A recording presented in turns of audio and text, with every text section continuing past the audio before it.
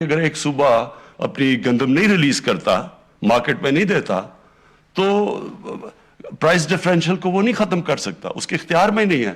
لیکن ذمہ داری ایک اس قسم کی سینٹر میں. تو میں یہ ڈسٹورشنز اس لیے بتا رہا ہوں کہ اس سے ہم نے بڑی چیزیں سیکھی ہیں کہ جو میرے خیال میں کہ ہمیں آگے جا کے ان کے اوپر کام کرنا چاہیے. مثلا انوائرمنٹ ہے، اب انوائرمنٹ بھی صوبوں کے اندر چلی گئی ہے، لیکن انوائرمنٹ ہمیشہ ایک فیڈرل لیول پہ رہنی چاہیے، کیونکہ سارے ملک کی انوائرمنٹ ہے.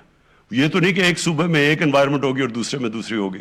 اور اسی طرح کئی چیزیں آہستہ آہستہ ہم سیکھتے جا رہے ہیں. آج جو یہ بڑا اچھا ایک سٹیپ لیا ہے کہ ہر منسٹری کی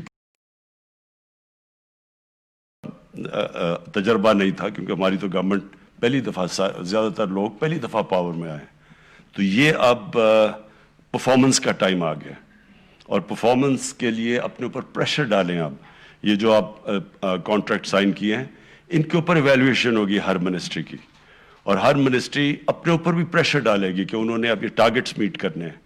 اور ان ٹارگٹس کے اندر جو سب سے بڑا چیلنج مجھے نظر آ رہا ہے، میں ابھی آپ کے سامنے رکھ دیتا ہوں، وہ ہے پاور منسٹری کا. جو سب سے بڑا اس وقت پاکستان کا اگر ایک چیلنج ہے جو مجھے کئی دفعہ رات کو نیند نہیں آتی سوچ کے، وہ ہے ہماری پاور منسٹری. جو بجلی ہے، یہ جو بجلی کا سیکٹر ہے، یہ ایک اتنا کمپلیکس اور کمپلیکیٹڈ سیکٹر ہے. اس میں اتنے ڈفرینٹ چیزیں ہیں جن کو آپ نے سب کو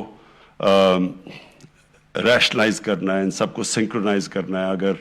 اگر ہم نے کوئی بھی عوام کو ایک ایسی بجلی دینی ہے کہ جو ایک ان کی وہ افورڈ بھی کر سکیں، اور ساتھ ساتھ یہ جو قرضوں کا پہاڑ چڑھتا جا رہا ہے، جو سرکولر ڈیٹ ہے، اس کو کیسے بچائے. تو یہ ہمارے لیے، میں ابھی آؤٹ لائن کر دیتا ہوں کہ ہماری گورنمنٹ میں جو سب سے بڑا چیلنج ہے وہ ہے پاور کا. یہ ہے ہمارا نمبر 1 چیلنج، جو ہمیں اس پہ جتنا بھی ہم کام کریں اور کوشش کریں، اس کے اندر کئی فیکٹرز ہمارے کنٹرول میں، کئی ہمارے کنٹرول میں بھی نہیں ہیں.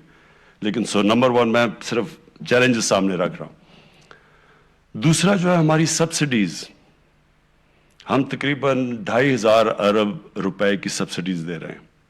اور کوشش یہ ہے کہ سبسڈیز تو ہونی چاہیے، ہر ملک میں سبسڈیز ہوتی ہیں، اور اس کا مقصد یہ ہوتا ہے کہ آپ کا جو کمزور طبقہ ہے اس کو آپ اس کے لیے سبسڈی دیتے ہیں، اس کی مدد کرتے ہیں، اس کو بینیفٹ دیتے ہیں سبسڈی سے. اور ساتھ ساتھ جو دوسرا مقصد ہوتا ہے کہ جو علاقے پیچھے رہ گئے ہیں ان کے اوپر ان کو سبسڈائز کیا جائے. اور جو تیسری چیز ہے وہ یہ ہے کہ ویلتھ کریشن کے لیے، مثلا ہمیں اگر ہم ایکسپورٹس نہیں بڑھاتے تو ہمارا یہ جو سب سے بڑا مسئلہ کرنٹ اکاؤنٹ ڈیفیسٹ کا ہے، اور جو اللہ کا شکر ہے آج جو ہم نے اب یہ 5ویں مہینے فگر دیکھی ہے کہ ہمارا جو کرنٹ اکاؤنٹ ہے وہ سرپلس میں چلا گیا 5 مہینے رننگ. یہ بھی ایک بہت بڑی، میرے خیال میں ہماری کئی پرفارمنسز سے مجھے بڑا فخر ہے، یہ ایک بہت بڑا فخر ہے، کیونکہ یہ اگر ہمارا کرنٹ اکاؤنٹ ڈیفیسٹ میں رہتا ہے تو روپے پہ پریشر پڑتا ہے، اور روپیہ اگر گرتا ہے تو اس کا سب سے بڑا مسئلہ ہے مہنگائی. اور مہنگائی جو ہے وہ بھی ایک چیلنج ہے کہ ہم نے لوگوں کے اوپر بوجھ نہیں ڈالنا. تو ایک تو یہ بہت بڑی ہماری اچیومنٹ ہے. لیکن جو سبسڈیز ہیں، سبسڈیز کو ویلتھ کریشن کے لیے استعمال کریں، ہم جو ایکسپورٹس بڑھانے میں، کوئی انڈسٹریز کو، تاکہ لوگوں کو روزگار ملے اور اکانومی چلنی شروع، وہاں تک ٹھیک ہے. لیکن کئی سبسڈیز ہیں کہ غریب آدمی کو بھی وہ سبسڈی مل رہی ہے، اور عمران خان کو بھی وہ مل رہی ہے، اور انڈسٹریلسٹ کو بھی وہ مل رہی ہے، اور پیسے والے لوگوں کو بھی. تو وہ جو ہے سیکنڈ چیز جو ہماری ہے کہ ہم نے ان سبسڈیز کو ٹارگٹ کرنا ہے، فوکس کرنا ہے صرف ان 3 طبقوں کے اوپر. اور پھر جو ہمارا تیسرا بڑا چیلنج، وہ میں کہہ چکا ہوں، ایکسپورٹس. جب تک ہم اپنی ملک کو ایکسپورٹس کی طرف نہیں لگاتے تو ہم کبھی بھی اس سے نہیں نکلیں گے، یہ وشس سائیکل سے، کہ ہم جیسی ہماری اکانومی اوپر جانے لگتی ہے ہمارا کرنٹ اکاؤنٹ ڈیفیسٹ اس لیے ہونا شروع ہو جاتا ہے کہ ہم امپورٹ زیادہ کرنا شروع ہو جاتے ہیں، وہ روپے پہ پریشر پڑتا ہے، پھر ہمارے فارن ایکسچینج ریزروز پہ پریشر پڑتا ہے، اور پھر ہمیں IMF کے پاس جانا پڑتا ہے. 20 دفعہ پاکستان IMF کے پاس جا چکا ہے. تو ایکسپورٹس کے اوپر ایک اسپیسیفکلی اب ہم نے پورا زور لگانا ہے. اور اس کے لیے میری اینڈ میں سم اپ کروں گا کہ میرا کیا پلان ہے اس پہ. اور پھر جو ایک اور بہت بڑا ہمارے اوپر پہاڑ چڑھتا رہا ہے وہ پینشنز کا ہے. ہماری جو پینشنز ہیں وہ اتنی ہر جگہ پروونشل گورنمنٹس کی اداروں کے اندر پینشنز اتنی بڑھتی جا رہی ہیں اور کبھی کسی نے صحیح معنی میں پینشنز کا پلان نہیں کیا. تو وہ ڈاکٹر عشرت ہم انتظار کر رہے ہیں کہ آپ کی جو ایک اسکیم پینشن کیا ہے جو کہ ملیشیا میں ڈاکٹر مہاتر نے تو کہا تھا کہ وہ پینشنز کو سیونگز میں کنورٹ کر دیا, وہ تو ان کا ایسٹ بن گیا. تو ہمارے لیے تو اس وقت پوری لائبلٹی بنی ہوئی ہے. ایک تو وہ بہت بڑا ہمارے لیے چیلنج ہے. اور جو ہم نے سیکٹرز کے اوپر خاص کانسنٹریٹ کرنا ہے وہ ہمارا ایگریکلچر ہے. اس کے اوپر ہم نے کانسنٹریٹ نہیں کیا.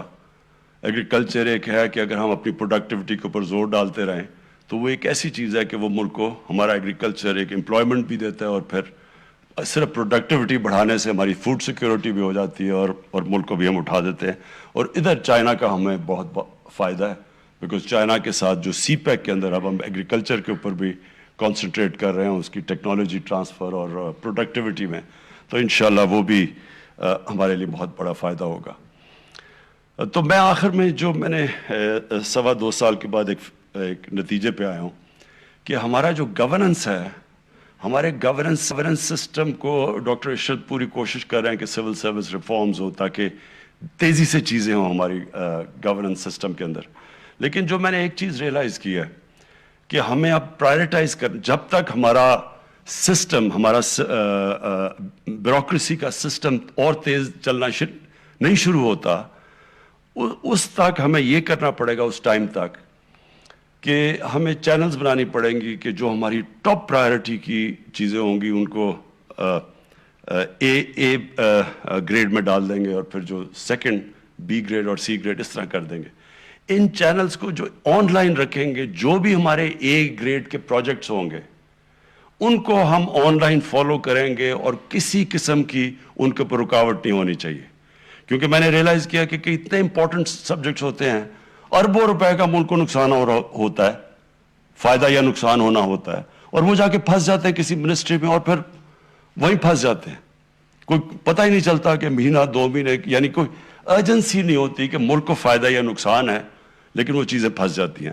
تو ہم نے یہ جو ایک چینل اب بنانی ہے کہ پہلے تو ادھر سے شروع کریں گے کہ جو ٹاپ پرائرٹی ملک کے جو ایشوز ہیں, جو ہمارے جو سبجیکٹس ہیں, ان کو ہم نے فاسٹ ٹریک کرنا اور فالو کریں گے کہ کہیں بھی رکتے ہیں تو پینلائز کیا جائے گا ان منسٹریز کو جدھر بھی کہ وہ کسی وجہ سے بھی ایک ملک کے لیے جو پرائرٹی والے پروجیکٹس ہیں وہ سلو ڈاؤن نہ ہوں.